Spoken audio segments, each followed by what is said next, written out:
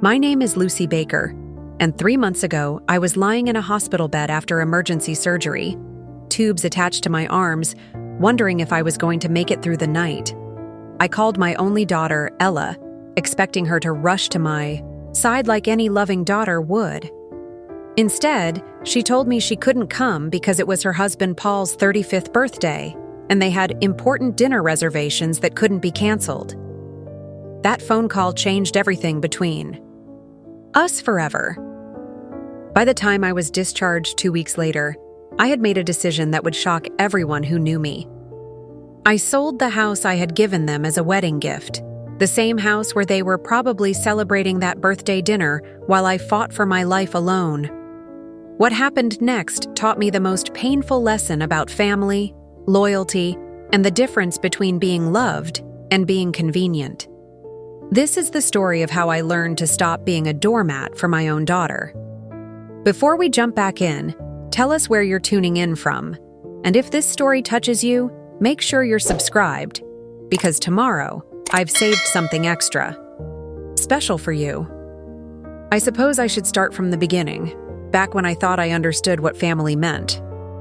My name is Lucy Baker, and for 62 years, I believed that love was measured by how much you were willing to sacrifice for the people you cared about. I was a widow who had spent the better part of 2 decades building my life around one person, my daughter, Ella. When my husband Raymond passed away from a heart attack 15 years ago, Ella was just 23, fresh out of college, and struggling to find her footing in the world. I remember the day of the funeral, watching her stand beside me in that black dress she'd borrowed from her roommate, tears streaming down her face as she gripped my hand. "It's just us now, Mom," she whispered. "We'll take care of each other." Those words became the foundation of everything that followed. Raymond had left us comfortable, not wealthy, but secure. Our house in Cedar Falls was paid off, and between his life insurance and my pension from 30 years of teaching elementary school, I had enough to live modestly and help Ella as she navigated early adulthood. And help her I did, in every way imaginable. When Ella couldn't find a job in her field of graphic design, I supported her for 8 months while she built her portfolio. When she finally landed a position at a small marketing firm in Minneapolis, I helped her with the security deposit for her apartment, bought her interview clothes, and even drove the 3 hours each way to help her move. When she called crying about her boss being difficult or her workload being overwhelming, I listened for hours, offering encouragement and advice. This became our rhythm. Ella would face a challenge, and I would step in to smooth the path. It felt natural, maternal. Right, after all, what was the point of having resources if I couldn't use them to help my only offspring? What was the purpose of my life if not to ensure hers was easier than mine had been? When Ella met Paul Thomas at a company holiday party 3 years later, I welcomed him into our little family unit with open arms. Paul was charming enough, a marketing manager at a competing firm, well-dressed, articulate, and ambitious. He seemed to genuinely care about Ella, and that was enough for me. If he made my daughter happy, then I was prepared to love him too. The first time Paul came to Cedar Falls for dinner, I spent days preparing. I cooked Ella's favorite pot roast, made my famous apple pie from scratch, and cleaned the house until it sparkled. I wanted him to see that Ella came from a good home, that she was loved and valued. When he complimented my cooking and asked thoughtful questions about my teaching career, I felt genuinely pleased. This seemed like a young man who understood the importance of family. Over the following months, Paul became a regular fixture in our lives.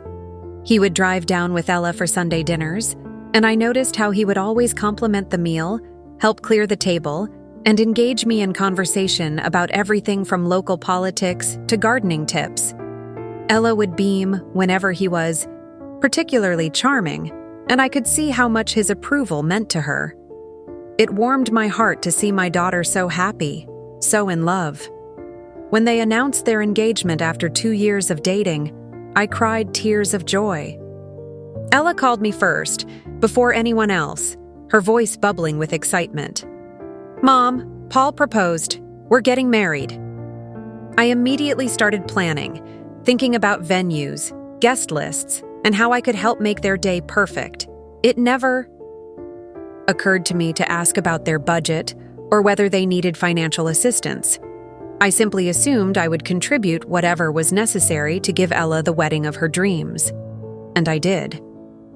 The wedding cost nearly $40,000, money I pulled from my retirement savings without hesitation. I told myself it was an investment in Ella's happiness, and seeing her radiant face as she walked down the aisle in that beautiful dress made every penny feel worthwhile. Paul's parents contributed too, but modestly. His father was a mechanic, and his mother worked part-time at a grocery store. They were good people, but they didn't have the means to help with major expenses. During the wedding planning, I noticed small things that should have given me pause. Paul would sometimes make jokes about my old-fashioned decorating ideas or suggest that certain traditions were outdated. When I offered to pay for the honeymoon to Ireland, he accepted with enthusiasm but without much gratitude, as if expensive gifts from his mother-in-law were simply to be expected. Ella would occasionally seem torn when Paul and I had different opinions about wedding details, but she always deferred to his preferences in the end. I told myself these were minor issues, just the normal adjustments of blending families. Paul was young, ambitious, and probably felt pressured to assert himself in a situation where his new mother-in-law was footing most of the bills. I convinced myself that once they were married and settled, things would smooth out. After the wedding, they moved into a small apartment in Minneapolis, and I continued to be the supportive mother I'd always been. When they struggled with their rent, I helped quietly, transferring money without making a big deal about it. When Ella wanted to take a pottery class but couldn't afford it, I paid the fees. When Paul's car broke down and they couldn't manage the repair costs, I covered it without being asked. This wasn't unusual for me. Throughout my life, I had measured my worth by how much I could give, how many problems I could solve, how useful I could be to the people I loved. It was how my own mother had raised me, and it felt like the natural expression of love. The fact that my help was rarely acknowledged or thanked didn't bother me. Or at least, I told myself it didn't bother me. I was being a good mother, a generous mother, the kind of mother every daughter deserved. Looking back now, I can see how I was setting the stage for everything that would later fall apart. By constantly solving their problems and smoothing their path, I was teaching them that my resources were infinitely available and that my own needs were secondary to theirs. I was training them to see me not as a person with my own life and limitations, but as a safety net that would always be there, no questions asked. But at the time, wrapped up in the warm glow of feeling needed and appreciated, I couldn't see the trap I was building for myself. All I knew was that my daughter was happy, settled, and secure, and that I had played a crucial role in making that possible. It felt like success. It felt like love. If only I had known then what I know now about the difference between those two things. The first 3 years of Ella and Paul's marriage established a rhythm that I thought was perfectly normal. Every month, like clockwork, I would receive calls that started with, "Mom, I hope you don't mind me asking," but followed by some financial emergency that required my immediate attention. The heating bill was higher than expected. Paul's student loan payment had increased.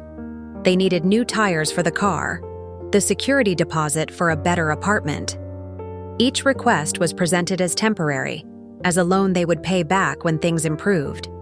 I never asked for the money back, and they never offered to repay it.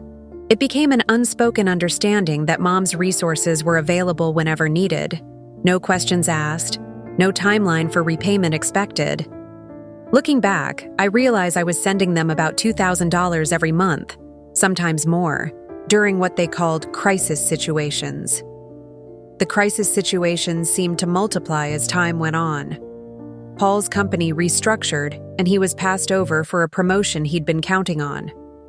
Ella's car was rear-ended, and even after insurance, they needed help with the deductible. They decided to adopt a dog, an expensive golden retriever puppy that required veterinary bills, training classes, and pet supplies that somehow became my responsibility to fund. When I gently suggested that maybe a shelter dog would be more affordable, Paul laughed and said, "Lucy, we can't have just any dog. We need a breed that's good with kids for when we start our family." The mention of future grandchildren always melted my resistance. Of course, they needed the best of everything if they were planning to give me grandbabies. Of course I should. Help them establish the perfect home environment. Every dollar I spent was an investment in the family we would become.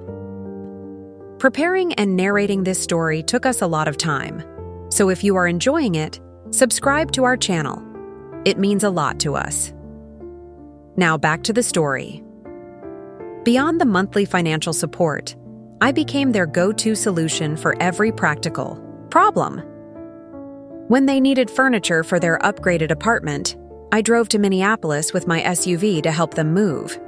When Ella got food poisoning and couldn't work for a week, I took time off from my substitute teaching position to come stay with them and take care of her. When Paul's parents visited from out of state and they needed extra bedding and kitchen supplies, I showed up with everything they needed, already purchased and ready to use. I began keeping a guest room in my house permanently ready for their visits. Fresh linens, Ella's favorite snacks in the kitchen, Paul's preferred coffee beans, extra toiletries. I wanted them to feel that my home was their home, that they were always welcome, always anticipated. When they did visit, I would spend days preparing elaborate meals, often cooking 3 different options, because Paul had developed particular dietary preferences that seemed to change frequently. The visits themselves followed a predictable pattern. They would arrive Friday evening, usually tired and a bit stressed from work. I would have dinner ready, something special I'd spent hours preparing. We would eat, catch up on their lives, and I would listen to their problems with sympathetic attention. Paul would often dominate the conversation, talking about his work challenges, his ambitious plans for career advancement, his frustrations with his company's lack of vision. Ella would nod along supportively, occasionally adding details or asking me what I thought about his latest workplace drama. Saturday would be devoted to whatever they needed. Sometimes it was shopping. They would mention needing new clothes or household items, and somehow I would end up paying for everything. Sometimes it was errands that required my car or my presence. Paul's car needed an oil change, and it was easier to use my local mechanic. Ella wanted to visit a specific store that was only in Cedar Falls. They needed to pick up something heavy that required an extra person to carry. I told myself I was being helpful, that this was what families did for each other.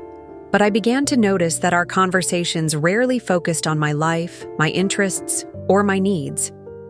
When I mentioned problems I was having, a leak in my roof, a disagreement with my sister, concerns about my blood pressure, the topic would quickly shift back to their more immediate concerns. My problems seemed minor compared to theirs, at least in their perception. Paul had a particular way of redirecting conversations that I found oddly impressive at first. If I started talking about my volunteer work at the library or a new recipe I'd tried, he would listen politely for a minute or two, then smoothly transition to something more pressing. "That's great, Lucy, but speaking of recipes, Ella and I have been trying to eat healthier, and we're wondering if you know any good meal prep strategies that might work with our budget." Before I knew it, we were back to discussing their needs, their plans, their problems.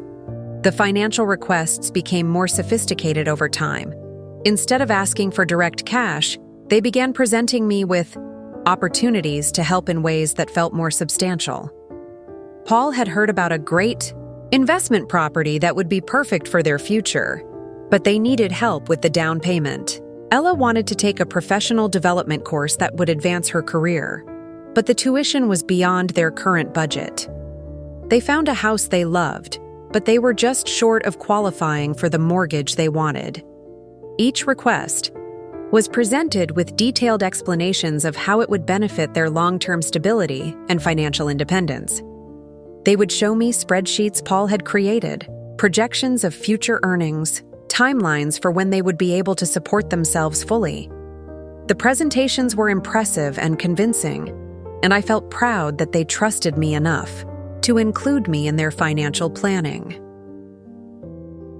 The house purchase was the culmination of this pattern. After 2 years of marriage, they had found what Paul called the perfect starter home in a desirable Minneapolis neighborhood. It was a charming 2-bedroom bungalow with a small yard, updated kitchen, and close proximity to both their workplaces. The price was reasonable for the area, but their savings were insufficient for the 20% down payment they wanted to avoid private mortgage insurance. Paul presented the situation to me with his usual thoroughness. He had researched comparable home values, calculated the tax advantages of home ownership, and projected how much money they would save on rent over time. "The thing is, Lucy," he explained, "if we can just get into this house now, we'll build equity instead of throwing money away on rent. In 5 years, we'll probably be able to refinance and pay you back with interest. It's really a win-win situation." The RAI amount they needed was $35,000, a significant portion of my remaining retirement savings, but not impossible.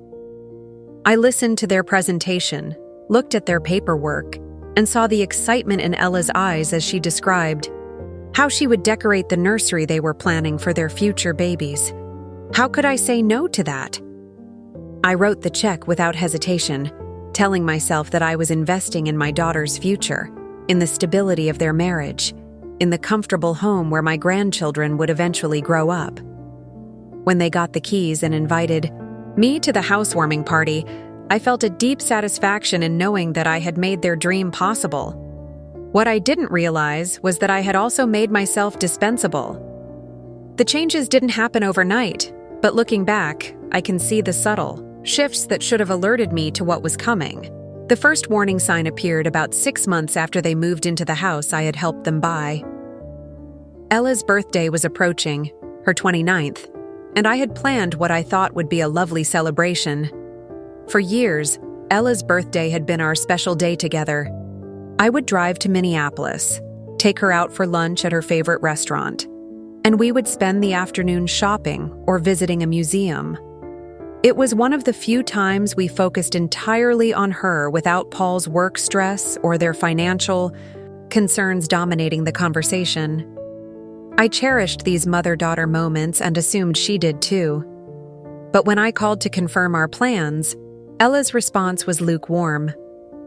"Oh, Mom, about that," she said, her voice carrying a tone I couldn't quite identify.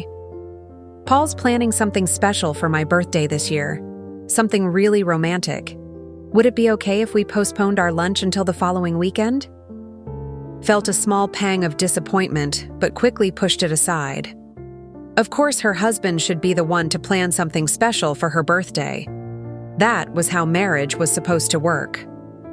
"That sounds wonderful, sweetheart," I said. "I'm so happy Paul is making your day special." The following weekend never materialized. When I called to reschedule, Ella explained that work had gotten crazy, and they were both exhausted. Maybe we could try for the weekend after that. But Paul's brother was visiting that weekend. The weekend after that, they had a wedding to attend. Eventually, we never did have our birthday celebration, and the topic seemed to fade from memory, at least from theirs. Around the same time, I noticed that my invitations to visit were being received with less enthusiasm. Previously, when I called to ask if I could come for the weekend, Ella would sound genuinely pleased. "Of course, Mom. We'd love to see you. Paul's been asking about your pot roast recipe." But now, there always seemed to be complications. They had plans with Paul's colleagues that weekend. The house was a mess from a project they were working on. Paul was feeling under the weather and probably shouldn't be around anyone. When I did manage to visit, the dynamic felt different. Paul, who had previously been charming and attentive during my stays, now seemed distracted and slightly impatient. He would spend most of the evening on his laptop, occasionally looking up to contribute a brief comment to our conversation before returning to his screen. When I asked what he was working on, he would give vague answers about important projects. That required his immediate attention. Ella began apologizing for his behavior. "He's been so stressed with work lately, Mom. You know how it is?" I did know how it was. Or at least, I thought I did. I had been making excuses for people's behavior my entire life, always assuming that their rudeness or inattention was due to circumstances beyond their control, rather than a reflection of their actual feelings toward me. The gift situation was another red flag that I somehow managed to overlook. For Christmas that year, I had spent considerable time and money selecting thoughtful presents for both of them. For Ella, I found a beautiful cashmere scarf in her favorite shade of blue, along with a set of art supplies to encourage her creative interests. For Paul, I bought an expensive bottle of whiskey that I knew he'd been wanting, plus a leather portfolio for work that I thought would help with his professional image. Their gifts to me seemed almost like afterthoughts. Ella gave me a generic candle set that still had the clearance sticker partially visible on the bottom. Paul's contribution was a gift card to a chain restaurant that I never frequented, the kind of place that served mediocre food at inflated prices. When I thanked them enthusiastically for their thoughtfulness, Paul actually seemed surprised that I was making such a big deal about just a few little things. The disparity wasn't lost on me, but I rationalized it away. They were young, still establishing themselves financially. They probably couldn't afford to spend much on gifts. The fact that they had thought of me at all was what mattered. Besides, I didn't need anything from them. I had everything I wanted when I saw them happy and settled. But the comments started getting harder to ignore. During one visit, I was helping Ella organize her kitchen cabinets when I suggested a more efficient way to arrange her dishes. "Mom," she said with a slight edge to her voice, "I think I can figure out how to organize my own kitchen." When I laughed and said I was just trying to be helpful, Paul looked up from his laptop and added, "Yeah, Lucy, sometimes helpful can feel a little overwhelming." The word hung in the air like smoke from a fire I hadn't realized was burning. Overwhelming? I was being overwhelming? I had spent the entire weekend doing their laundry, cooking their meals, and helping with household tasks they had mentioned, needing to complete. How was that overwhelming? Another time, I offered to help them landscape their small backyard, thinking it would be a fun project we could work on together. I had researched native plants that would thrive in their soil conditions, and even contacted a few nurseries to compare prices. When I presented my ideas, complete with sketches and cost estimates, Paul's response was decidedly cool. "That's a lot of work, Lucy," he said, barely glancing at my carefully prepared plans. "We're not really in a gardening phase right now. Maybe someday when we have more time and energy for that kind of thing." Ella nodded in agreement, but I caught her shooting Paul a look that I couldn't quite interpret. Later, when Paul was in the shower, I asked her if I had said something wrong.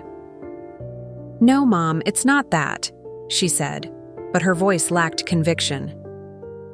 "It's just that sometimes you get really excited about projects, and it can feel like a lot of pressure to live up to your expectations." Pressure? Expectations? I was genuinely confused. I thought I was being supportive and helpful, offering my time and resources to make their lives easier and more beautiful. When had that become pressure? The most telling incident happened during what would be my last comfortable visit to their home. I had brought ingredients to make my famous lasagna, the same recipe Ella had loved since she was a little girl. I spent the entire afternoon layering noodles, meat sauce, and cheese, filling their house with the rich aroma of herbs and garlic. I was so proud of how perfectly it turned out, golden brown and bubbling.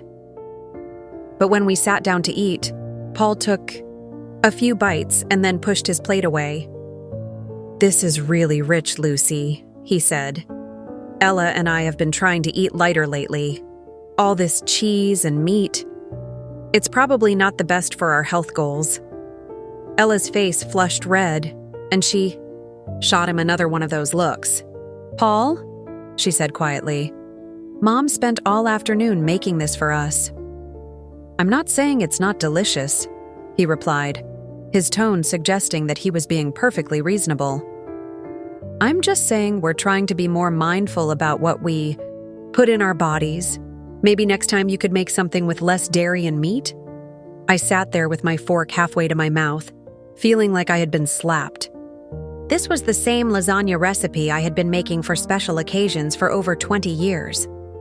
It was Ella's favorite comfort food, the dish she requested whenever she was feeling sad or stressed.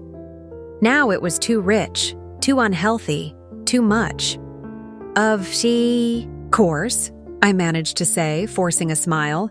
"I didn't realize you were changing your eating habits. I should have asked first." But even as I said the words, a small voice in my head whispered that something was fundamentally wrong with this picture. When had my attempts to show love through food become an inconvenience? When had my presence in their lives shifted from welcome to tolerated? I pushed the voice aside, as I had been doing with increasing frequency. These were just growing pains, I told myself. They were establishing their independence as a couple, setting boundaries, becoming their own family unit.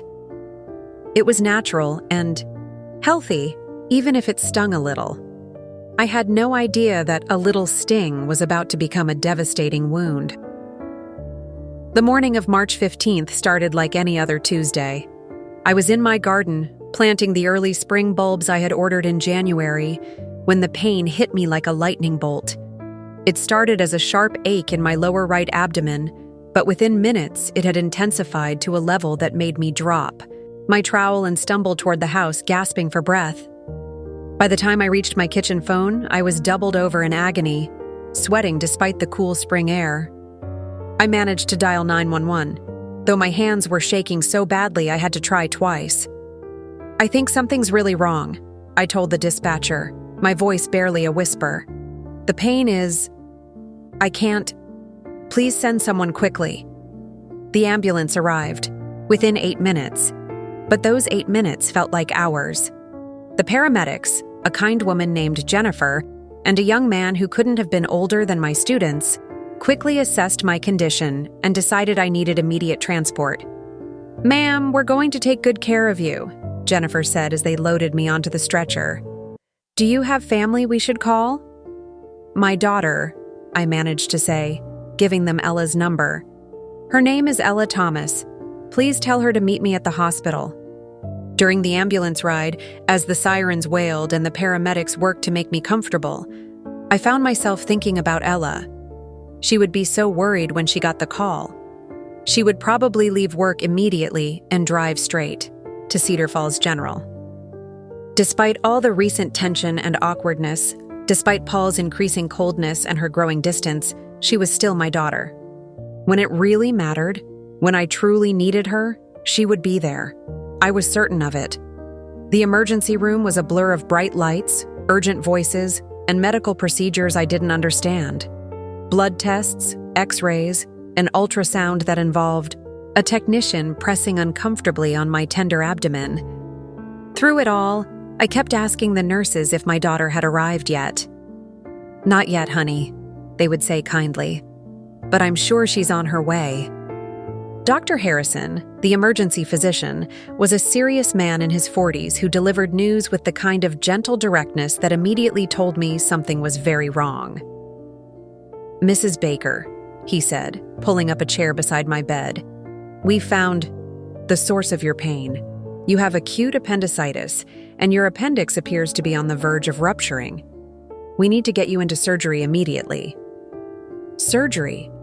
The word hit me like a physical blow. I had never had surgery before, never been seriously ill, never faced anything more medical than routine checkups and the occasional bout of flu. Suddenly, I was looking at being put under anesthesia, having my body cut open, facing real danger if the appendix burst before they could remove it. "Is my daughter here yet?" I asked, my voice cracking with fear. I really need to see my daughter. Dr. Harrison's expression softened with sympathy. Let me check with the nurses, he said. But Mrs. Baker, we can't wait much longer. Your white blood cell count is elevated, and the imaging shows significant inflammation. Every minute we delay increases the risk of rupture, which could lead to peritonitis, a very serious, potentially life-threatening condition. As they wheeled me toward the operating room, I caught sight of the clock on the wall. It was 3:30 in the afternoon. The paramedics had called Ella more than 4 hours ago. Where was she? I woke up in the recovery room feeling like I had been hit by a truck. Everything hurt. My throat from the breathing tube, my abdomen from the incision, my head from the anesthesia. But the first thing I asked the recovery nurse was still the same question I had been asking all day. Is my daughter here? The nurse, an older woman with kind eyes and graying hair, looked uncomfortable. Let me check for you, dear, she said. You just rest now. The surgery went perfectly. Dr. Harrison will be in to see you soon. Dr. Harrison arrived an hour later, looking pleased with the outcome. We got it just in time, he told me. Your appendix was inflamed and beginning to perforate. Another few hours and you could have been in serious trouble. You're going to be fine, but you'll need to stay with us for a few days to make sure there are no complications. My daughter, I said again, the words feeling like a broken record. Has anyone heard from my daughter? Dr. Harrison's expression changed slightly, and I saw him exchange a look with the nurse. Mrs. Baker, he said carefully. I believe the nurses have been trying to reach your daughter throughout the day. Perhaps her phone is turned off, or she's having trouble getting away from work. But I knew Ella's schedule. Tuesday was never a particularly busy day for her at the marketing firm. And even if it had been, even if she had been in the most important meeting of her career, wouldn't she drop everything to rush to her mother's side during a medical emergency? I would have dropped everything for her, would have moved heaven and earth to be there if she needed me. As evening approached and visiting hours began, I found myself watching the door to my room with desperate hope. Every time I heard footsteps in the hallway, every time a shadow passed by my doorway, I thought it might be Ella finally arriving. Apologetic and worried, ready to explain why it had taken her so long to get there. But the footsteps always belonged to someone else. Other patients' families, medical staff, visitors for the woman in the room next to mine who seemed to have a steady stream of concerned relatives bringing flowers and balloons. My room remained empty, except for me and the occasional nurse checking my vital signs. At 8 o'clock, as visiting hours were coming to an end, I finally worked up the courage to ask the nurse to try calling Ella again. Of course, dear, she said, but I could see the pity in her eyes. She had probably been dealing with situations like this for years, elderly patients whose families couldn't be bothered to visit during medical emergencies. The nurse returned, 10 minutes later with news that made my heart sink even further. I did reach your daughter, she said gently. She wanted me to tell you that she's very glad the surgery went well and that she hopes you feel better soon. I stared at her, waiting for the rest of the message. Surely there was more. Surely Ella had explained when she would be arriving, why she had been delayed, what had prevented her from rushing to my side when she learned her mother was having emergency surgery. But the nurse just stood there with that same pitying expression, and I realized that was the entire message. Ella was glad the surgery went well. She hoped I felt better soon. That was it. Did she say when she might be able to visit? I asked, my voice barely a whisper. The nurse looked even more uncomfortable. She mentioned that this week is particularly busy for her and her husband. Something about birthday plans they couldn't cancel. She said she would try to call you tomorrow when she had a chance. Birthday plans they couldn't cancel. The words echoed in my head as the reality of the situation finally sank in. While I had been lying on an operating table, having my appendix removed in emergency surgery, while I had been asking for her every few minutes from the moment I arrived, at the hospital, While I had been scared and alone and facing the possibility that something could go seriously wrong, Ella had been making excuses about birthday plans. Paul's birthday was March 17th, 2 days away. Apparently, whatever they had planned to celebrate was more important than rushing to her mother's bedside during a medical crisis. I spent that first night in the hospital staring at the ceiling, listening to the sounds of the ICU, beeping, monitors, quiet conversations between nurses, the occasional code blue announcement that sent medical staff running past my door. Every few hours, a nurse would come in to check my incision, adjust my IV, or give me pain medication. They were all professional and kind, but they were strangers taking care of me when my own daughter couldn't be bothered to make the 3-hour drive from Minneapolis. The woman in the room next to mine had what sounded like her entire extended family visiting throughout the evening. I could hear children's laughter, multiple conversations happening at once, someone reading get-well cards aloud. The contrast with my own silent, empty room was almost unbearable. As the hours passed, hurt gave way to something deeper and more painful than disappointment. For the first time in my adult life, I began to question everything I believed about my relationship with Ella. Had I been fooling myself about how much I meant to her?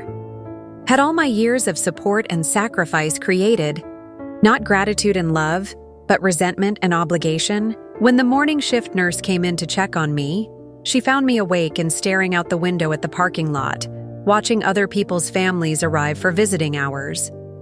"How are you feeling this morning, Mrs. Baker?" she asked cheerfully. "Ready for some breakfast?"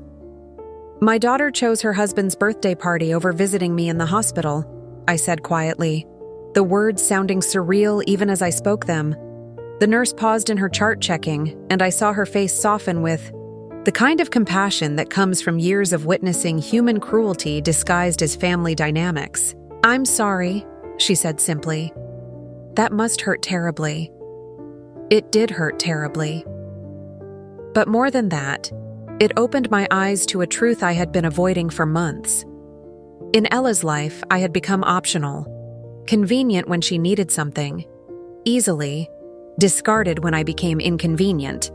And as I lay there in that hospital bed, recovering from surgery I had faced completely alone, I realized that something fundamental had broken between us. And for the first time, I wasn't sure I wanted to fix it. By my second day in the hospital, the pain medication had cleared my head enough to think beyond my immediate physical discomfort. The nurses continued to be kind and attentive. Dr. Harrison expressed satisfaction with my recovery progress, and my incision was healing well, but the emotional wound felt like it was getting deeper by the hour. I had received exactly one text message from Ella since my surgery. "Hope you're feeling better today, Mom. Paul says hi. We'll try to call when things calm down here." That was it. No follow-up questions about my recovery. No asking when I might be discharged. No mention of visiting or helping me when I got home. Just a generic well-wish that felt like something you might send to a distant acquaintance. The more I thought about it, the more details began bothering me. Birthday plans they couldn't cancel? What kind of birthday plans were so elaborate and important that they took precedence over a family medical emergency? I had been to several of Paul's birthday celebrations over the years. They were usually low-key affairs. Dinner at a nice restaurant, maybe drinks with a few friends afterward. Nothing that couldn't be postponed or modified if a genuine crisis arose. My sister Margaret called that afternoon. She lived in Oregon and we only spoke every few weeks, but somehow she had heard about my surgery through our cousin who still lived in Cedar Falls. "Lucy, honey, I'm so sorry to hear about your emergency," she said, her voice full of genuine concern. "Are you okay? Do you need me to fly out there?" The offer brought tears to my eyes. My sister, who lived 2,000 miles away and had her own life and responsibilities, was prepared to drop everything to help me. Meanwhile, my daughter, who lived 3 hours away and had benefited from years of my financial and emotional support, couldn't find time for even a brief visit. "I'm fine, Margaret," I lied. The surgery went well, and I should be home in a day or two. What about Ella? Is she there helping you? I imagine she's been worried sick. The question hung in the air like a challenge I wasn't ready to meet. How could I explain to my sister that Ella hadn't visited, had barely called, had essentially ignored my medical emergency because of birthday party plans? How could I admit that the daughter I had devoted my life to supporting couldn't be bothered to support me when I truly needed her? She's been busy with work, I said finally. You know how it is with young people and their careers. But Margaret knew me too well to accept such a weak explanation. Lucy, she said gently, are you telling me that Ella hasn't been to see you? That she's not helping you through this? The concern in her voice broke down my defenses. Before I could stop myself, the whole story came tumbling out. The emergency call that went unanswered for hours, the brief message through the nurse, the birthday plans that couldn't be canceled. The complete absence of my only daughter during the scariest medical experience of my life. Margaret was quiet for a long moment after I finished. Then she said something that hit me like a physical blow. Lucy, that's not normal. That's not how people treat someone they love. Even if there had been some miscommunication, even if she hadn't understood how serious it was initially, any caring person would have been on the road the moment they realized their mother was having emergency surgery. I knew she was right, but hearing it stated so clearly made the reality even more painful. Maybe I'm overreacting, I said weakly. Maybe the birthday thing really is important to them. What kind of birthday celebration is more important than your mother's health? Margaret asked, and I had no answer. After we hung up, I found myself staring at my phone, consumed by questions I hadn't thought to ask before. What exactly were these birthday plans that were so unmovable? And why hadn't I heard about them before, if they were so significant?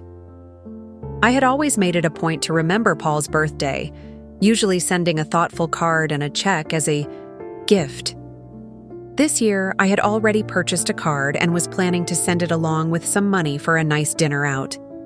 But now I realized I had no idea what they were actually planning to do. In previous years, they had mentioned their plans: dinner at a specific restaurant, a weekend getaway, a small party with friends. This year, there had been no mention of any plans at all. The curiosity was eating at me, so I did something I had never done before. I went looking for information online. Ella was active on social media, frequently posting photos of their meals, weekend activities, and social events. If there was some elaborate birthday celebration happening, surely there would be evidence of it. What I found made my stomach turn. Paul's birthday was indeed March 17th, 2 days after my surgery. But as I scrolled through Ella's recent posts, I saw no mention of birthday planning, no excitement about upcoming celebrations, no hints about special reservations or party preparations. In fact, her most recent post, from the very day I was in surgery, was a casual photo of her lunch with the caption, "Tuesday energy. Ready for the rest of the week? Tuesday energy. Ready for the rest of the week." Posted at 2:30 p.m., just about the time I was being wheeled into surgery. She had been casually posting about her lunch while her mother was undergoing emergency medical treatment. I kept scrolling, looking for any indication of the important birthday plans that had prevented her from visiting me. What I found instead was a series of posts that painted a picture of their normal, everyday routine. Paul at the gym on Monday, Ella trying a new coffee shop on Tuesday morning, a photo of their dog playing in the backyard on Wednesday. Nothing about birthday preparations, nothing about elaborate plans, nothing that suggested they were dealing with anything more pressing than their usual weekly activities. But the most damning evidence came when I found Paul's own social media accounts. Unlike Ella, who posted regularly, Paul was more sporadic with his updates. But his most recent post was from Tuesday evening, the day of my surgery. It was a photo of him and Ella at what appeared to be their regular neighborhood bar, sitting at the same high-top table where I had seen them in dozens of previous photos. The caption read, "Hump day drinks with my beautiful wife. Just another Tuesday night. Just another Tuesday night." While I was lying in a recovery room, having just undergone emergency surgery, worried and alone and asking every nurse about my daughter, they were having casual drinks at their neighborhood bar. There was no indication of birthday stress, no mention of important plans, no sign that anything unusual was happening in their lives. I stared at that photo for a long time, studying their faces. They looked relaxed, happy, carefree. Ella was smiling broadly, holding up what appeared to be a cocktail. Paul had his arm around her shoulders, grinning at the camera. They looked like two people without a care in the world, certainly not like people dealing with a family medical emergency. The timestamp on the photo showed it was posted at 9:47 p.m. By that time, they had definitely received multiple calls from the hospital. By that time, they knew I had undergone surgery. By that time, they were fully aware that I was recovering alone, asking for them, hoping they would come, and they had responded by going out for drinks and posting cheerful photos on social media. I kept digging, driven by a sick need to understand the full scope of their deception. I found posts from the days following my surgery, looking for evidence of the birthday celebration that had been so important they couldn't interrupt it to visit their mother and mother-in-law in the hospital. Paul's birthday came and went with surprisingly little fanfare on social media. A simple, "Happy birthday to my amazing husband" post from Ella, with a photo of Paul blowing out candles on what appeared to be a store-bought cake in their kitchen. No elaborate dinner, no fancy restaurant, no party with friends, just a quiet celebration at home that looked identical to how they spent most of their evenings. This was the unmovable birthday celebration that had taken precedence over my medical emergency? A store-bought cake and dinner at home? But the most devastating discovery came when I found a group photo posted by one of their friends on Paul's actual birthday.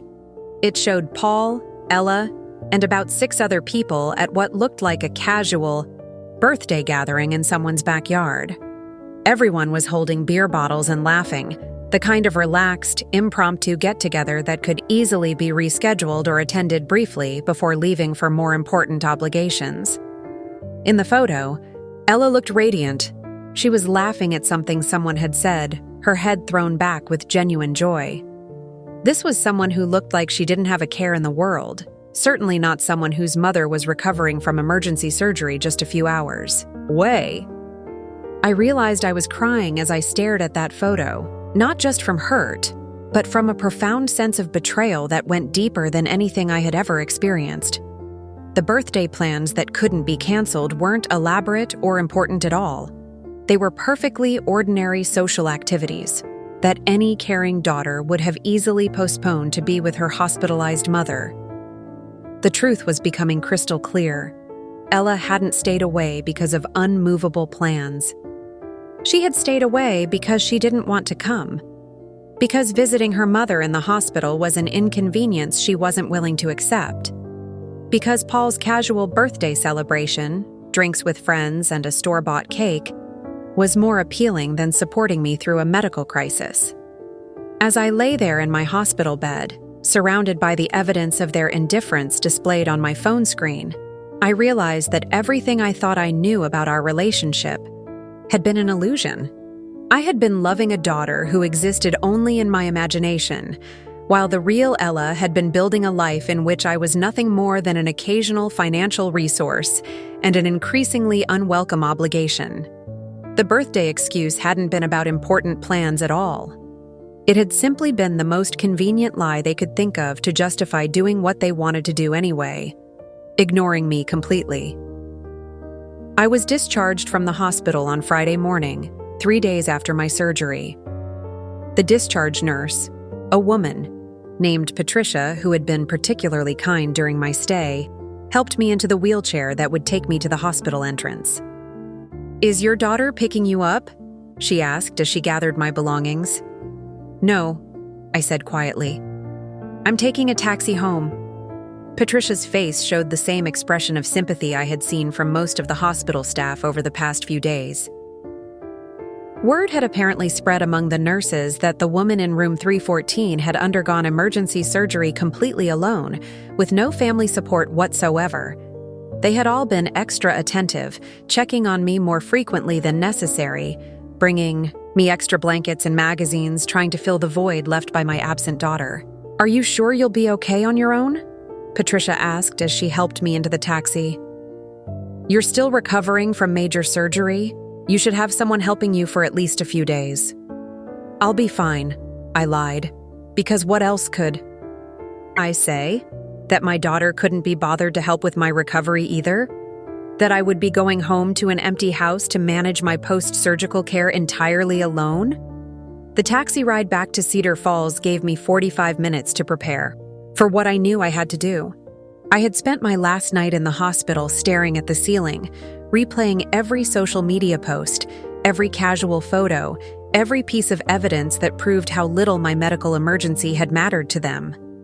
The hurt had crystallized into something harder and more focused: determination. I was done being lied to. I was done making excuses for inexcusable behavior.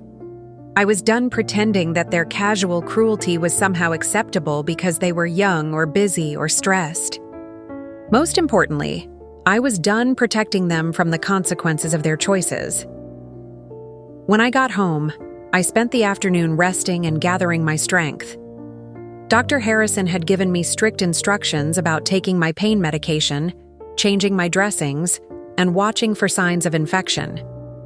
I followed his instructions carefully, not because I had anyone else to rely on if something went wrong, but precisely because I didn't.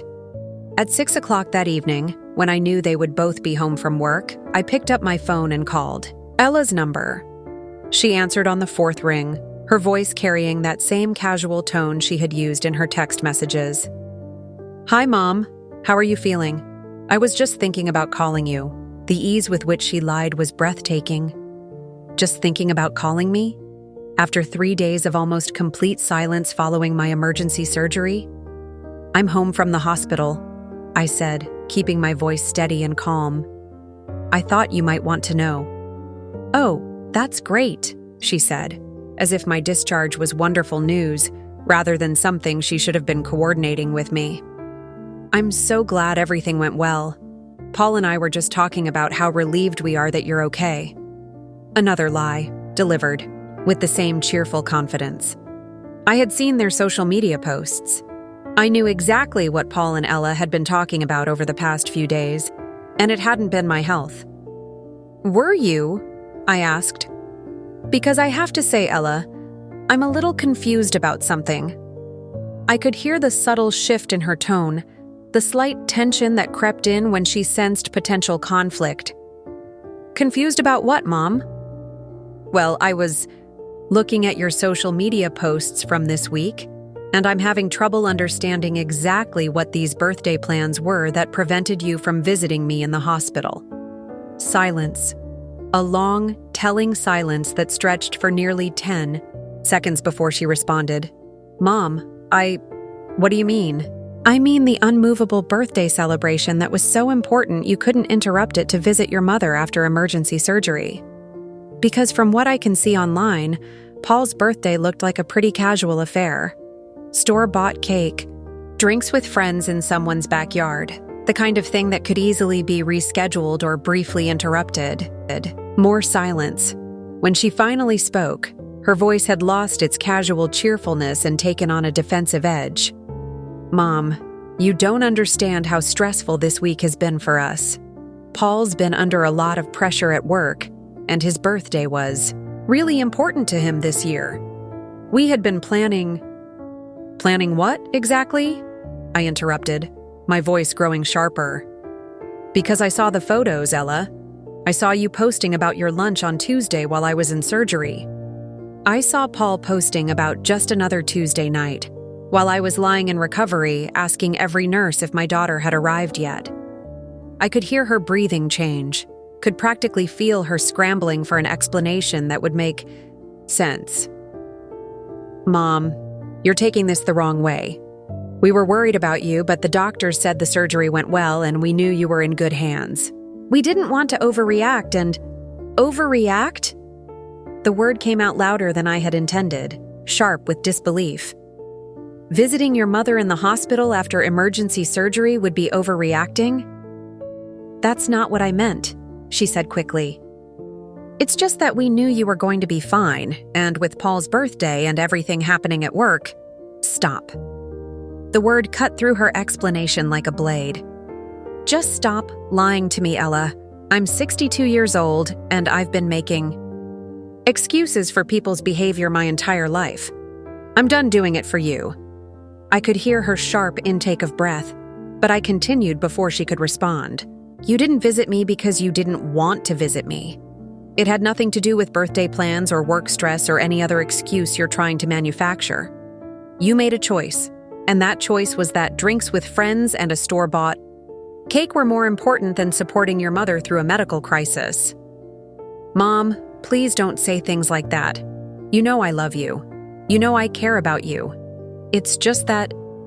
Do I know that? I asked, my voice growing quieter but more intense. Because your actions this week suggest otherwise. Caring people show up, Ella. Loving daughters don't leave their mothers to face surgery alone and then post cheerful photos on social media while they're drinking cocktails. I could hear Paul's voice in the background now, though I couldn't make out what he was saying.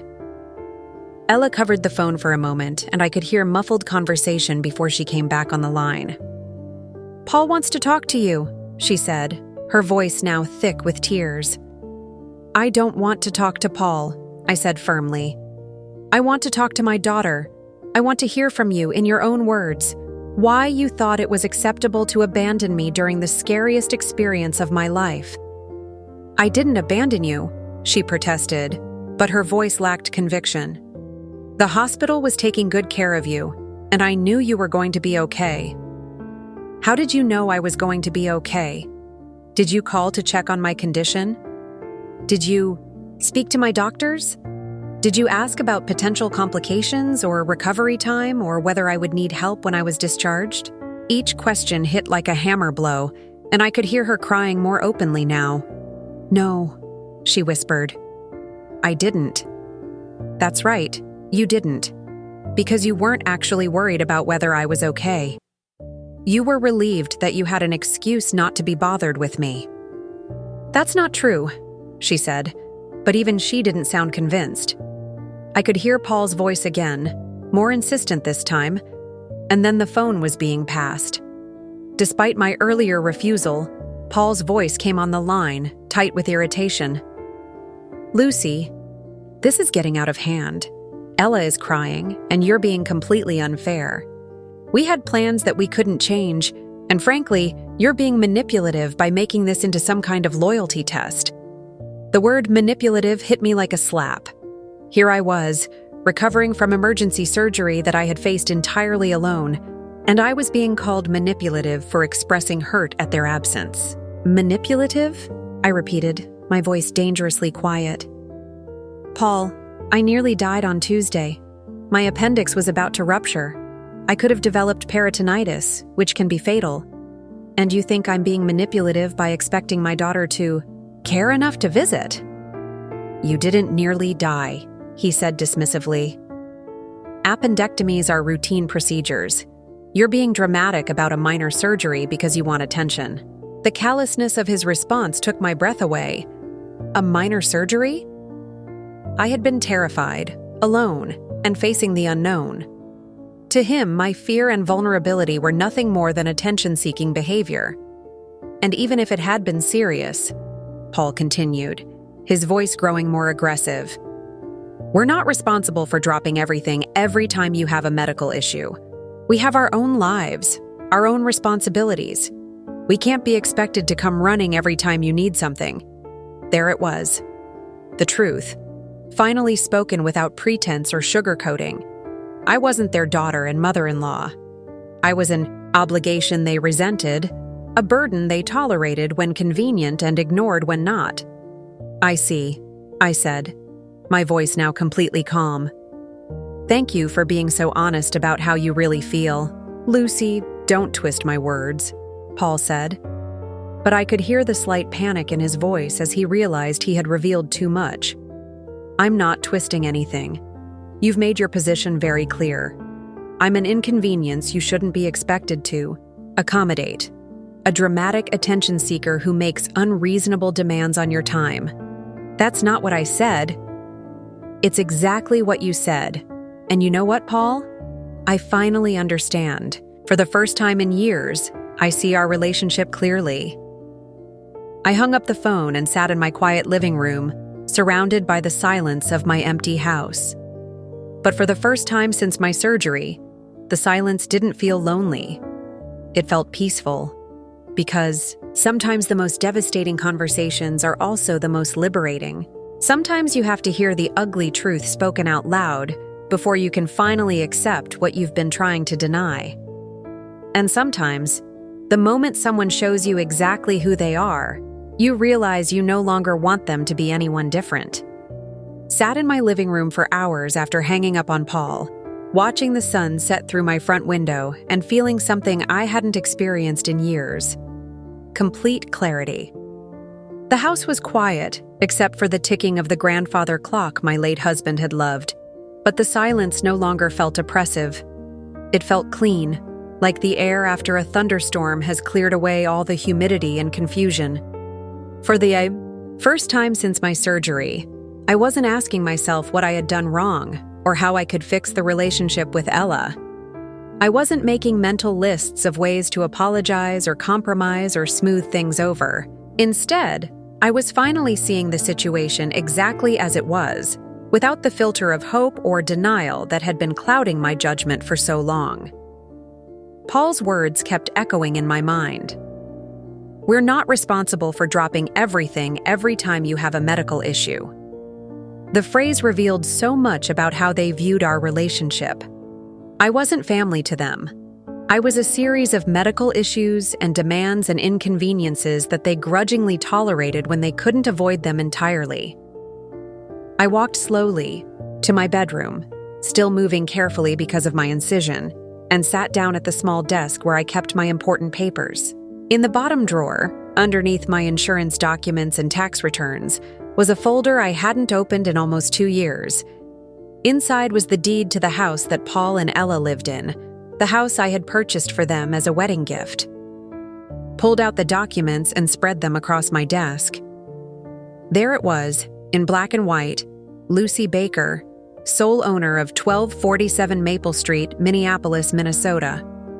I had put the deed in my name initially, planning to transfer it to them once they were more established financially, but somehow, that transfer had never happened. There had always been other priorities, other expenses, other reasons to delay the paperwork.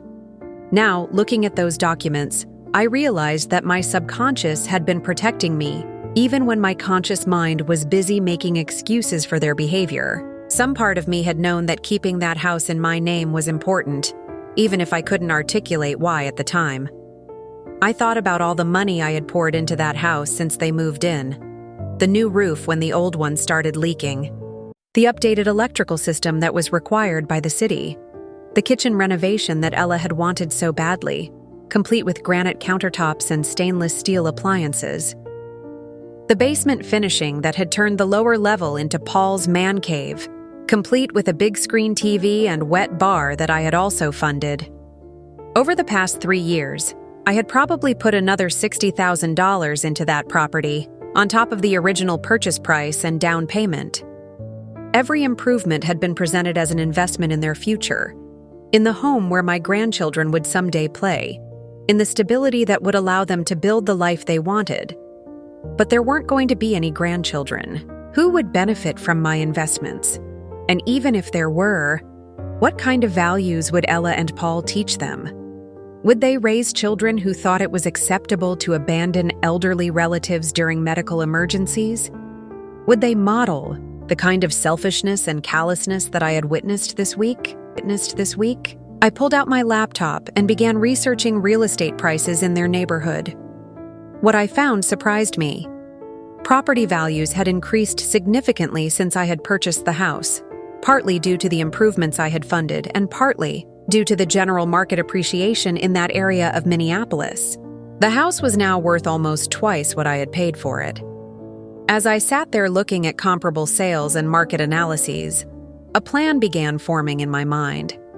It wasn't born from anger or spite, though I certainly felt both of those emotions. It was born from a cold, clear understanding of what needed to happen next. I had spent years trying to buy my daughter's love and appreciation through financial generosity. I had enabled their sense of entitlement by consistently rescuing them from the consequences of their choices. I had taught them to see me as a resource to be exploited, rather than a person to be valued. And in doing so, I had created the very dynamic that had led to this week's devastating betrayal. It was time to stop enabling. It was time to stop rescuing. It was time to let them experience the reality of life without their personal safety net. But more than that, it was time for me to reclaim my own life and my own resources. I was 62 years old, in reasonably good health despite my recent surgery, and I had potentially 20 or more years ahead of me. Did I want to spend those years continuing to pour money into people who saw me as nothing more than an ATM? Did I want to keep sacrificing my own financial security for children who couldn't be bothered to visit me in the hospital? The answer was obvious, even if it was painful. I spent the next several hours researching real estate agents in the Minneapolis area, reading reviews and comparing commission rates. I made a list of agents who specialized in the neighborhood where Ella and Paul lived, agents who would understand the market and be able to price the property competitively. As I worked, I felt something I hadn't experienced in years: excitement about my own future. For decades, my financial planning had revolved around how I could help Ella, how I could ensure her security and happiness.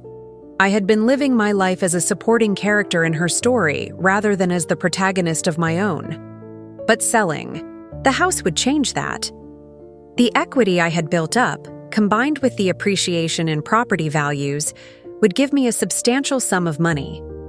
Money that I could use for my own dreams and goals instead of subsidizing the lifestyle of people who didn't appreciate my sacrifices. I could travel. I had always wanted to see Europe, to visit the places Raymond and I had talked about exploring, together before his death cut those plans short. I could take art classes, learn photography, maybe even buy a small condo in a warmer climate for the winters. For the first time in years, I allowed myself to imagine a life that was about my own happiness rather than everyone else's. Around midnight, I made my decision. I would call a real estate agent in the morning and put the house on the market. I wouldn't give Ella and Paul any advance warning, wouldn't engage in lengthy explanations or negotiations. They had made their choices clear this week. Now I would make mine. I knew there would be consequences. Ella would be shocked, probably devastated. They would likely face financial hardship without my continued support, and without the free housing I had been providing. Paul would undoubtedly be furious, might even try to claim some legal right to the property, despite never having contributed to its purchase or maintenance. But for the first time in years, their potential reactions didn't scare me or make me want to reconsider. They were adults who had made adult decisions about how to treat me. Now they could face the adult consequences of those decisions. I went to bed that night with a sense of peace I hadn't felt since before my surgery. My incisions still ached, and I was still processing the emotional trauma of being abandoned during my medical crisis. But underneath the pain was something stronger: determination. I was done being taken for granted. I was done being treated as optional. I was done sacrificing my own well-being for people who saw my love as a convenience rather than a gift. Tomorrow, I would start building a life that was about me for the first time in decades. And if that meant Ella and Paul had to figure out how to survive without their personal ATM, well, maybe that was exactly the lesson they needed to learn. The last thing I thought before falling asleep was something my mother used to say when I was a child. You teach people how to treat you by what you're willing to accept. I had been accepting unacceptable treatment for far too long. It was time to start teaching some very different lessons. I woke up Monday morning with a clarity of purpose I hadn't felt in years. After a light breakfast and my prescribed pain medication, I called Stephen Moore, the real estate agent who had received the highest reviews for sales in Ella and Paul's neighborhood. His voice was professional and confident when he answered.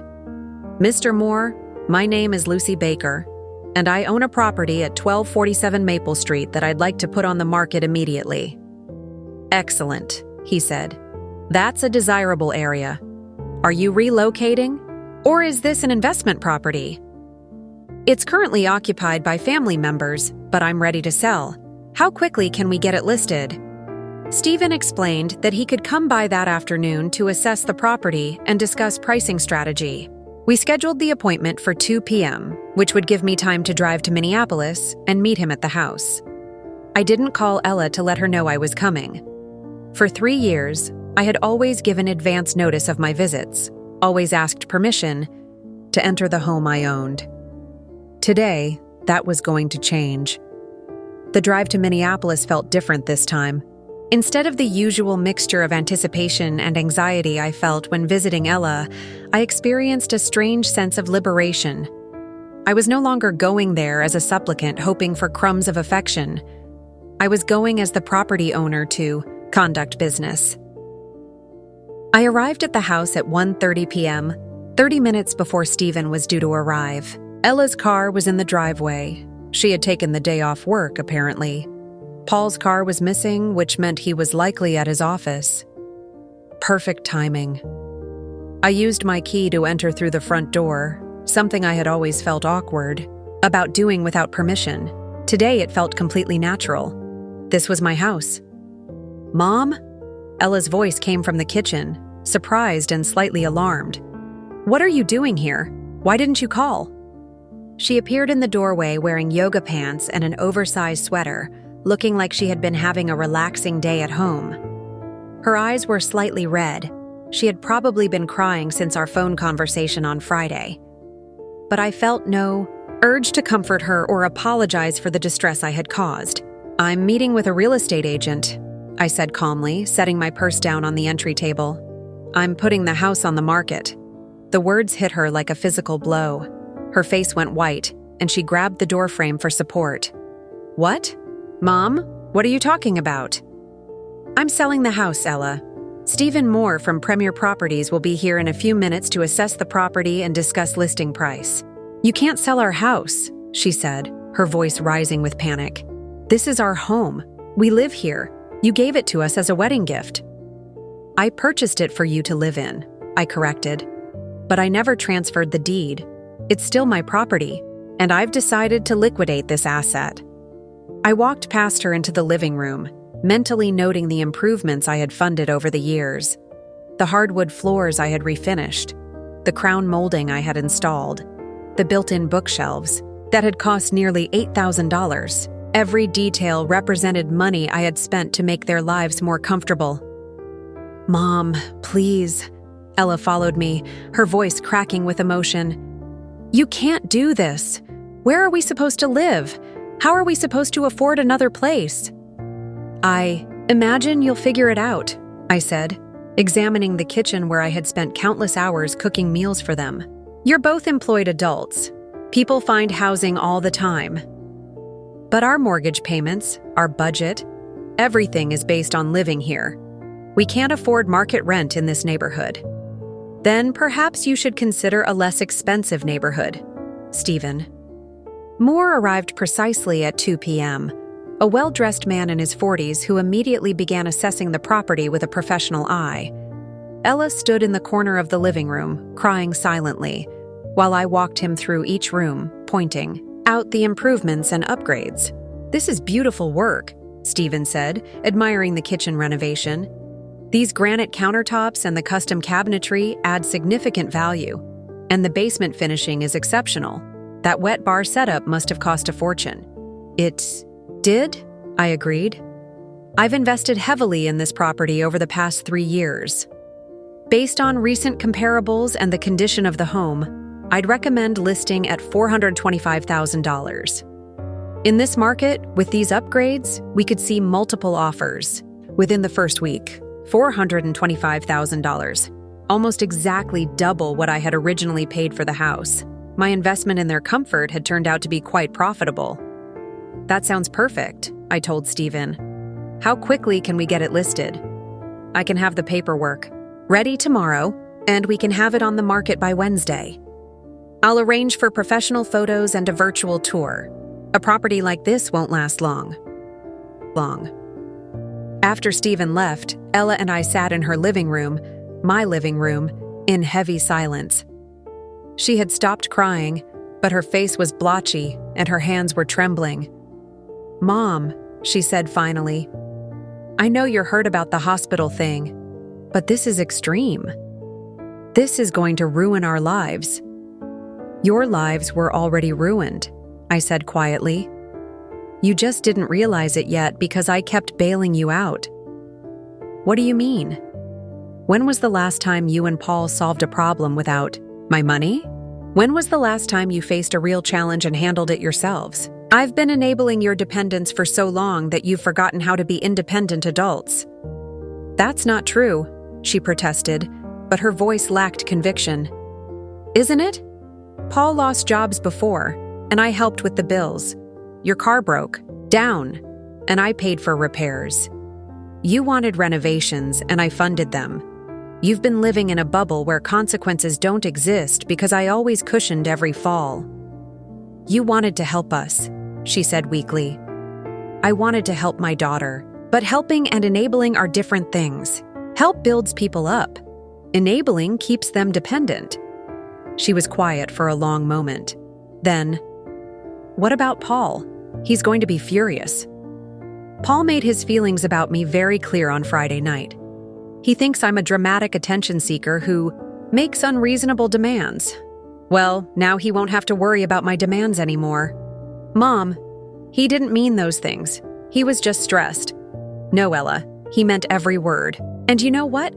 I'm grateful he said them, because they helped me see the truth about how you both really view me." My phone rang. It was Paul, probably calling from work after Ella had texted him about my visit. I let it go to voicemail. "Aren't you going to answer?" Ella asked. "No, I'm done explaining myself to people who don't respect me." The phone rang again immediately. Then again. Paul was persistent. I'd give him that. "Mom, please just talk to him. Maybe we can work something out." "There's nothing to work out. The decision is made." I stood up to leave, and Ella grabbed my arm. "Mom, wait. What if we paid rent?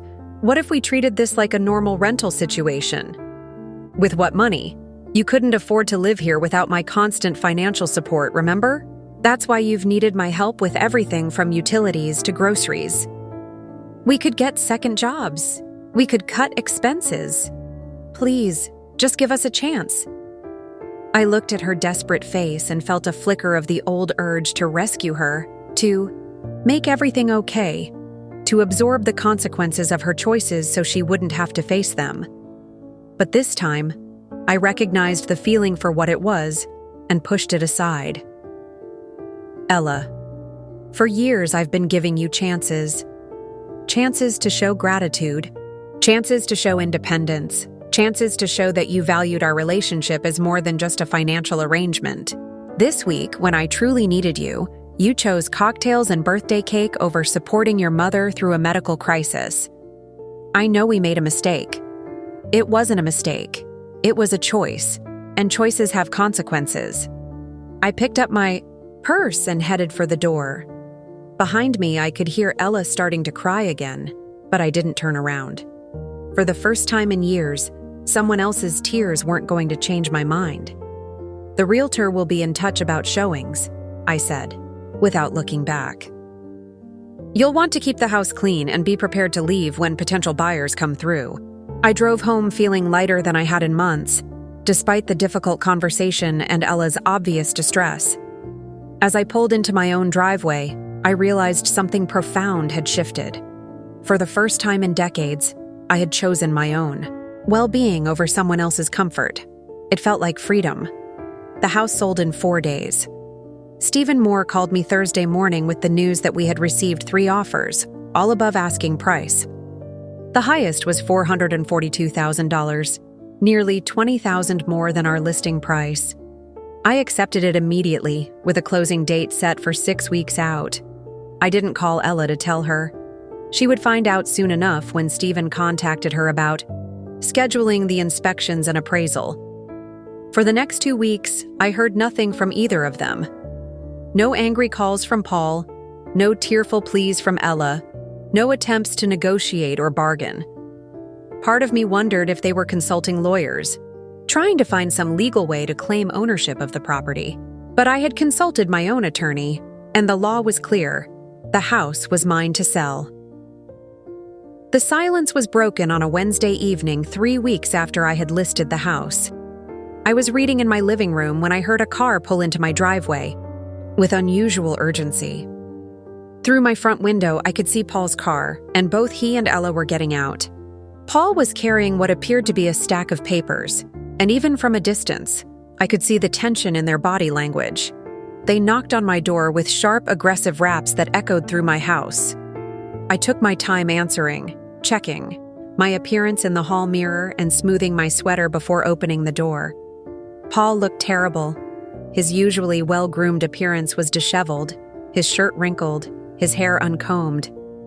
There were dark circles under his eyes, and his hands were shaking slightly as he clutched his papers. Ella looked even worse, pale, thin, with the hollow-eyed look of someone who hadn't been sleeping well. "We need to talk," Paul said without preamble, pushing past me into my living room without being invited. "Good evening to you too," I said, calmly, closing the door and following them.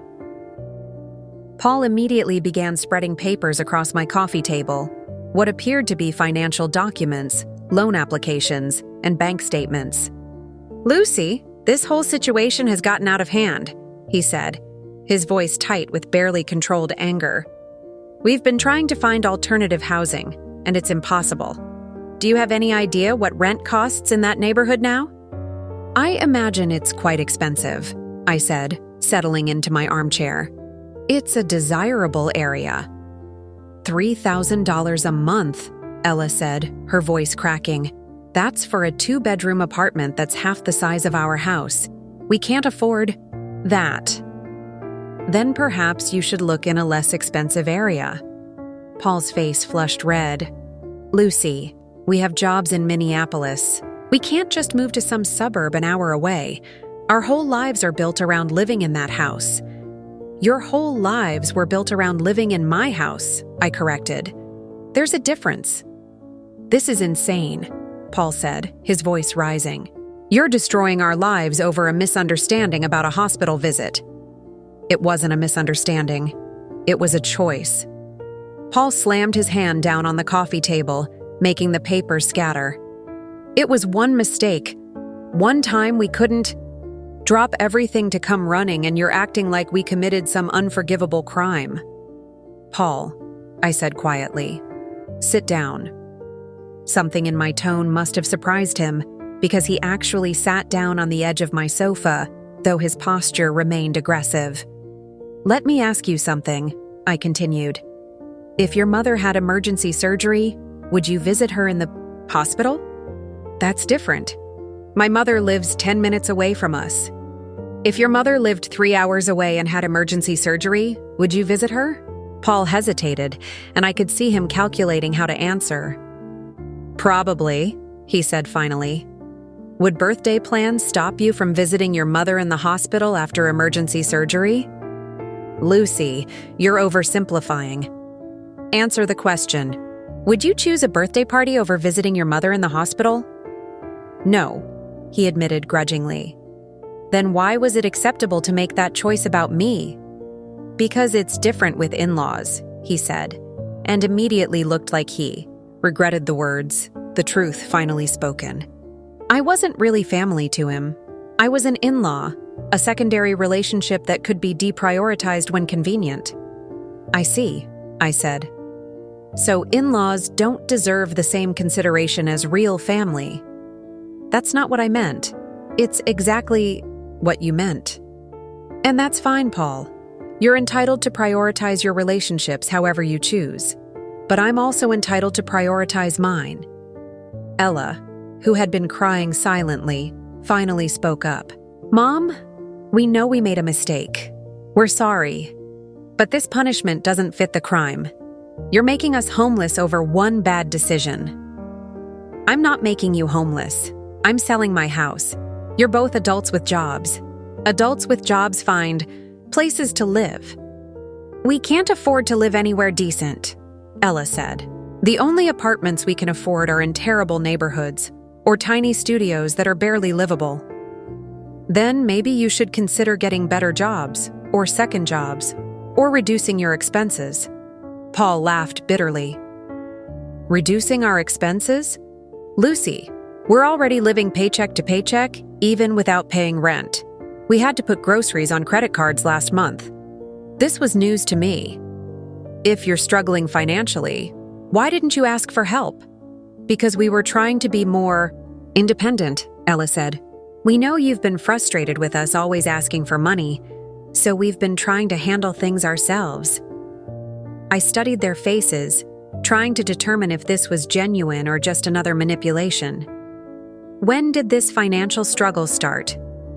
A couple of months ago, Paul admitted.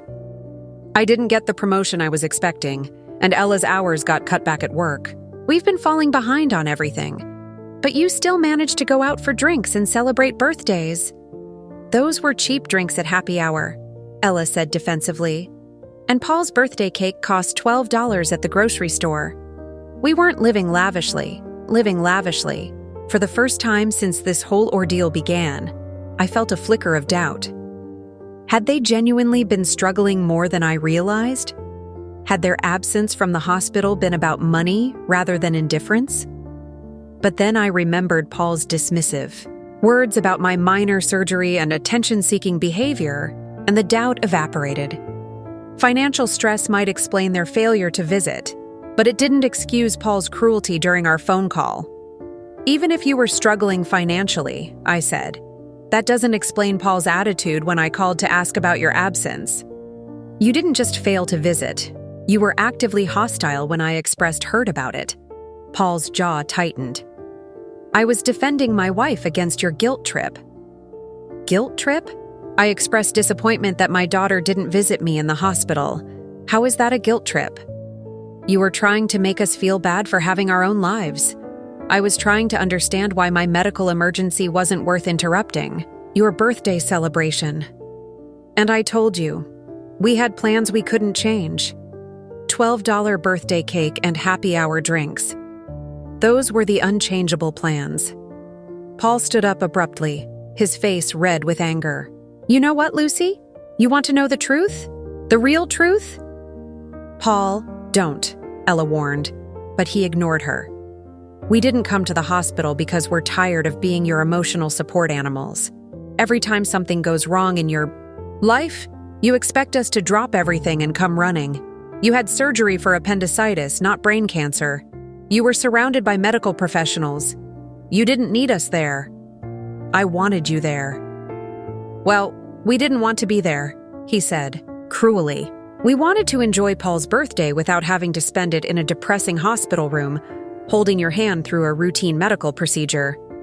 The words hit like physical blows, but strangely, I felt more relief than pain.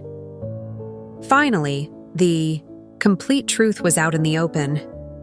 There it is, I said quietly. That's what I needed to hear.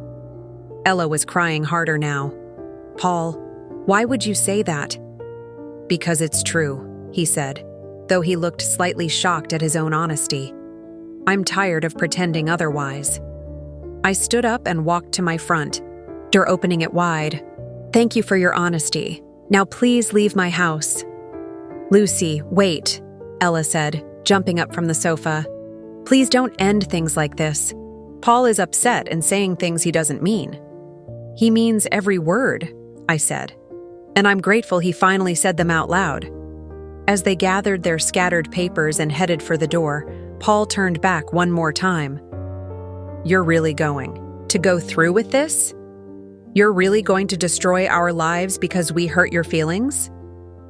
I'm not destroying your lives, I said. I'm just no longer subsidizing them.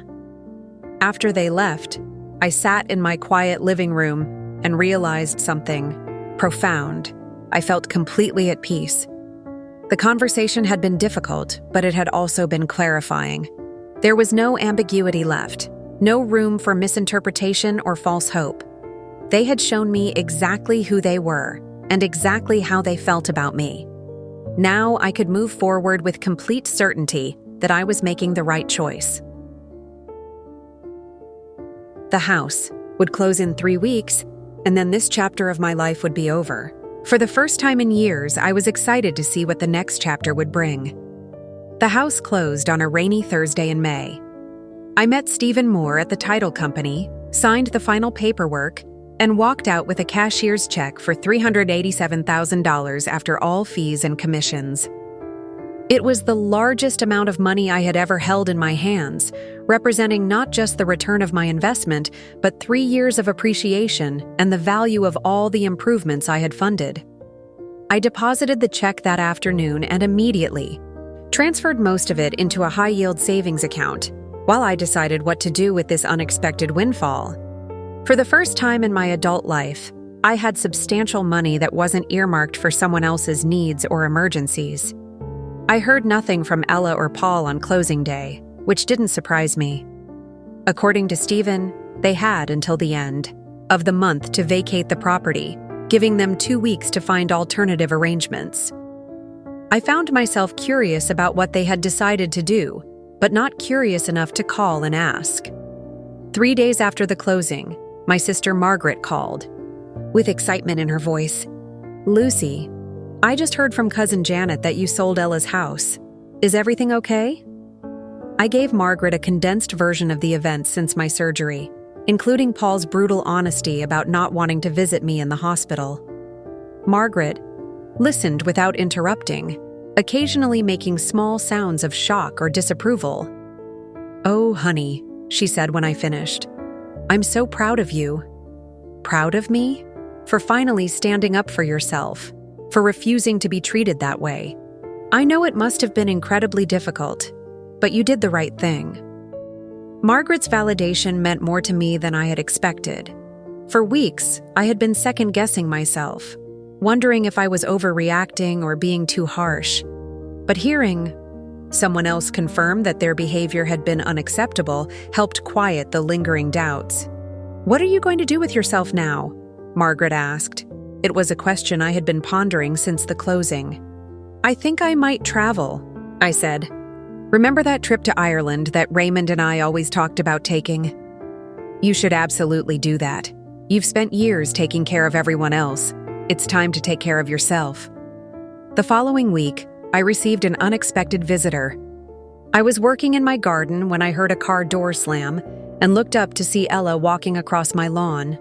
She was alone this time, and she looked different, thinner, more mature somehow, with an expression I couldn't quite read.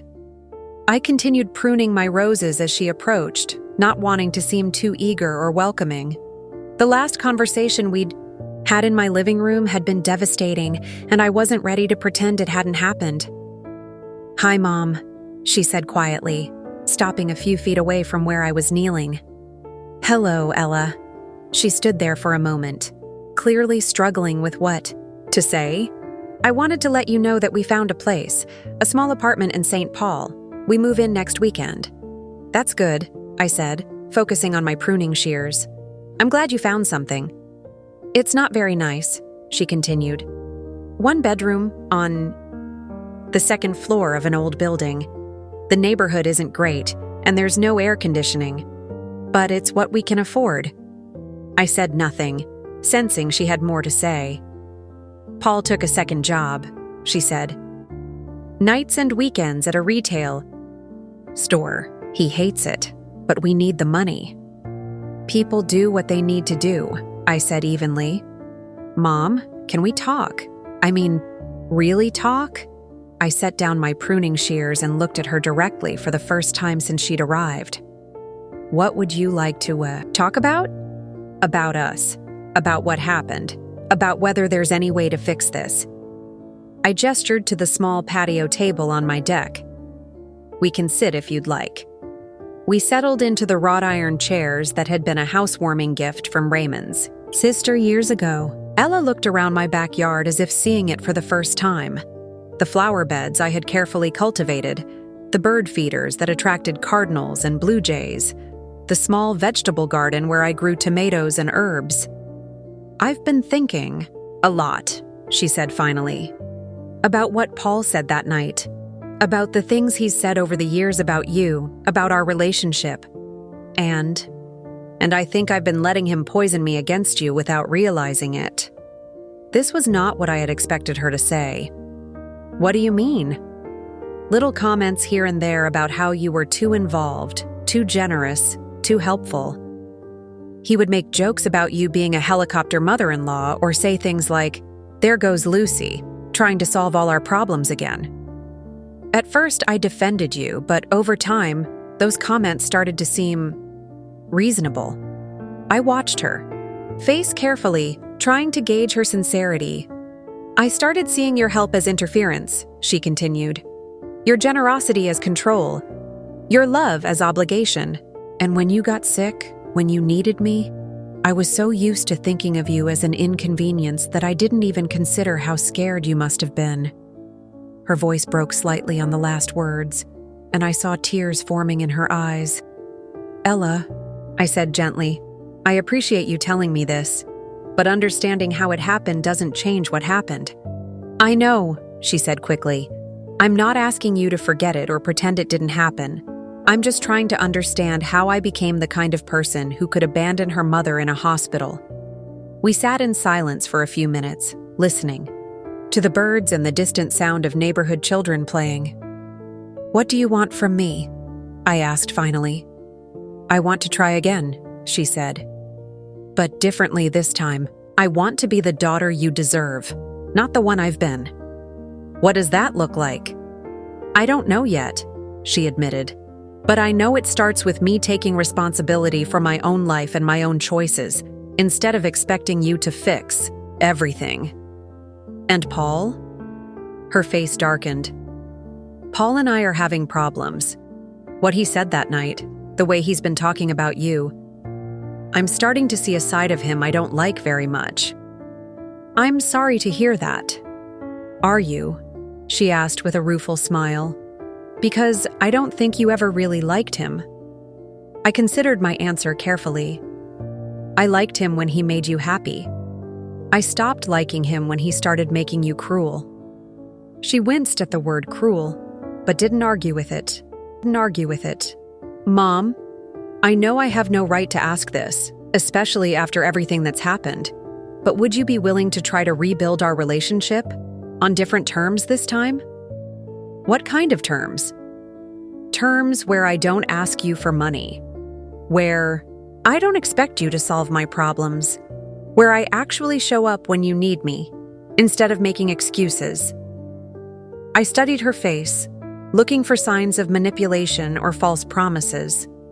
What I saw instead was something I hadn't seen in years. Genuine remorse and what appeared to be real determination to change.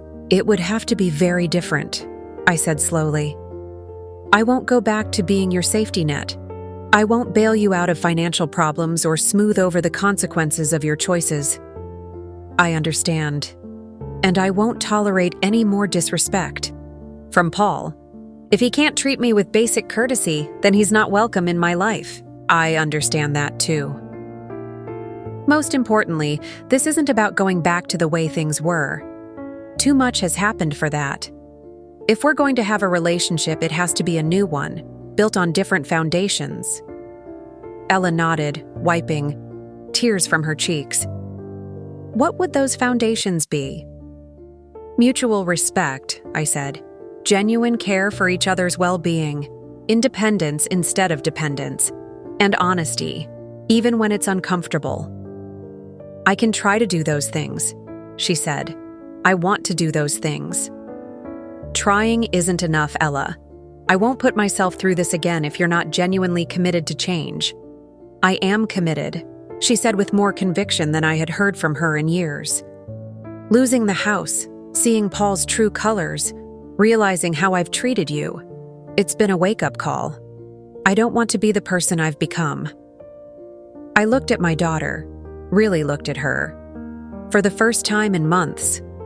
Underneath the stress and exhaustion, I could see glimpses of the caring, thoughtful young woman I had raised. Maybe with enough work and commitment from both of us, that person could emerge again. "Okay," I said finally. "We can try, but we start slowly, and we see how it goes." "Thank you," she said, fresh tears flowing. "Thank you for giving me another chance." "This is your last chance, Ella. I won't do this again. I know, and I won't waste it." As she prepared to leave, I walked her to her car. "Ella," I said as she opened the driver's door, "I hope things work out for you and Paul, but if they don't, that's something you'll need to handle on your own." "I know," she said. "And Mom, I'm proud of you for standing up for yourself.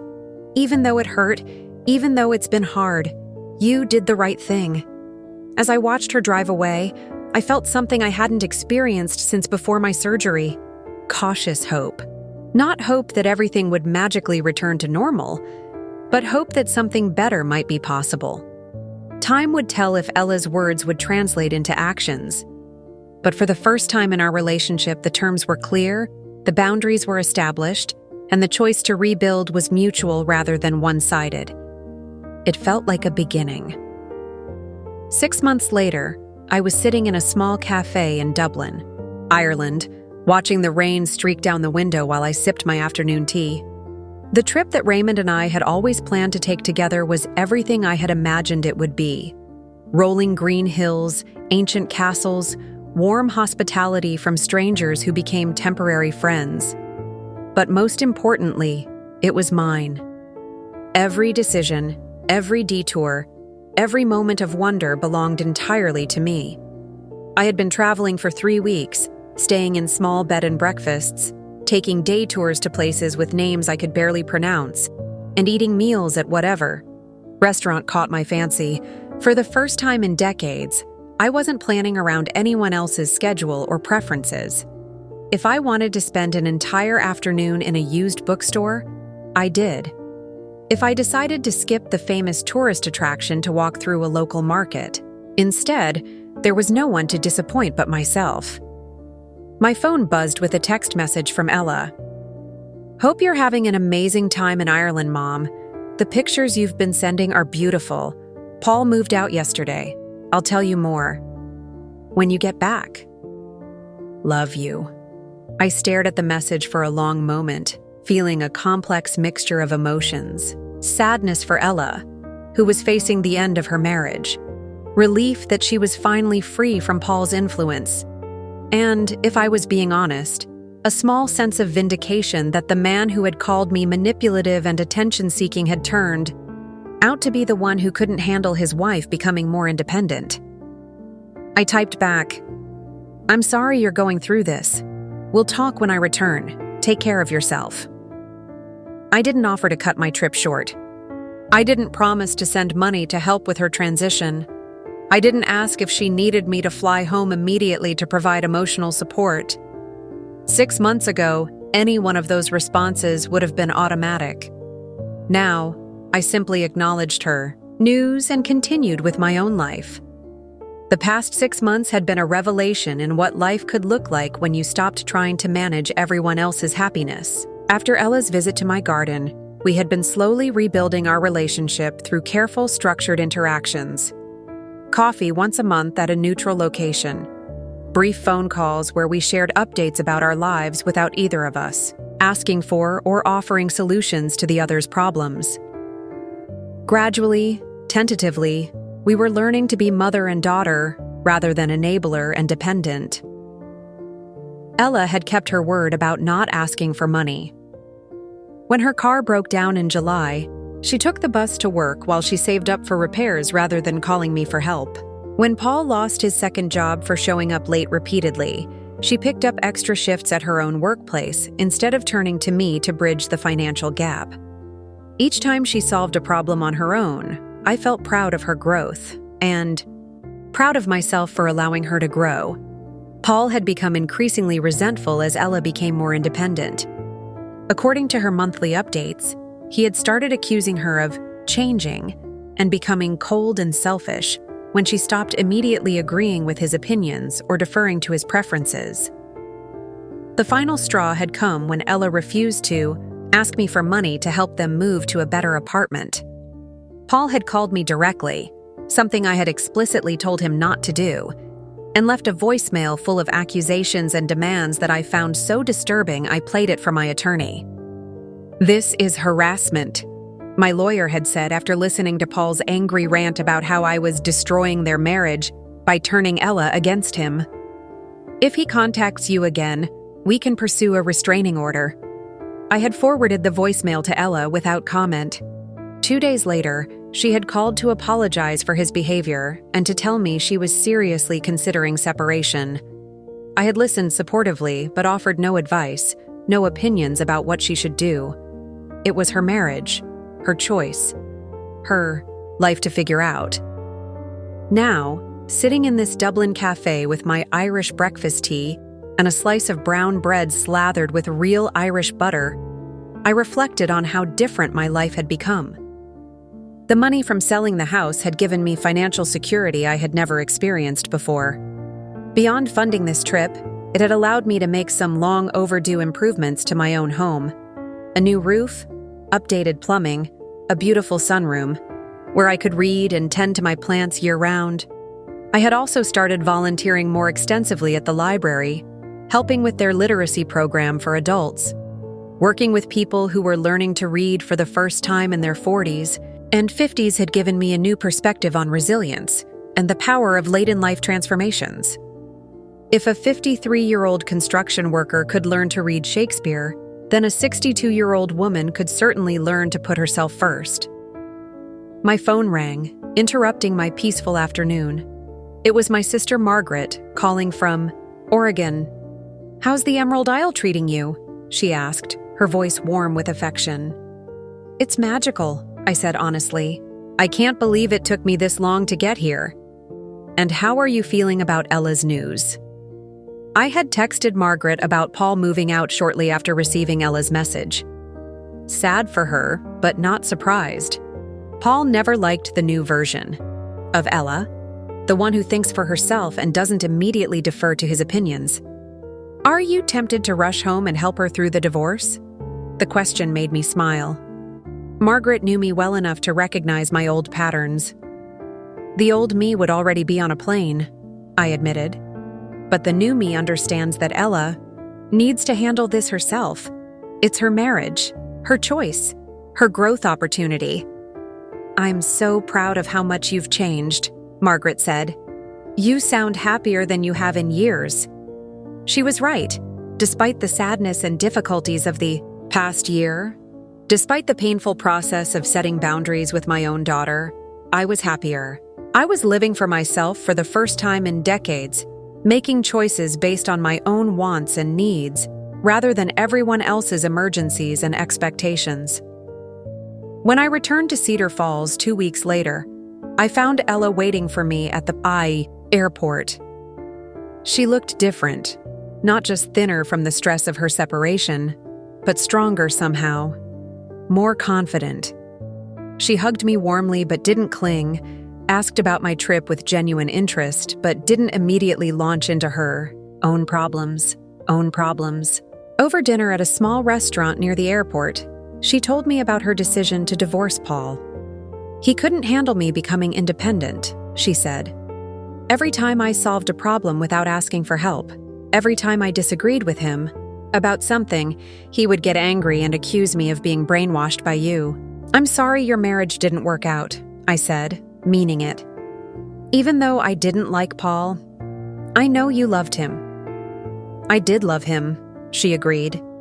"But I'm starting to understand that love isn't supposed to require you to make yourself smaller. Paul needed me to be helpless and dependent to feel important. You've been showing me what it looks like to be strong and independent while still caring about people.